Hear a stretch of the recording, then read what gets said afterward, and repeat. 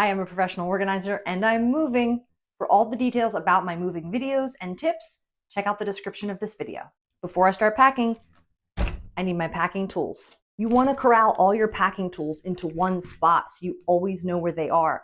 As you start to move, things can start to spread out and get chaotic. Let's see what we have.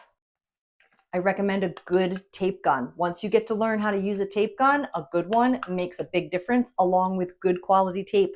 Don't skimp on crappy tape.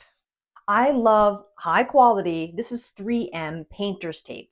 The cheaper versions will fall off. This is great for temporarily labeling anything. This is the rest of the tools and they're small, so I keep them in a Ziploc bag. But you can have a basket, a bin, a caddy, a bucket, or a bag for all of your moving tools. But you want to make sure you're always putting everything back inside. Make sure you have plenty of nice, thick markers. I love a good, thick Sharpie marker.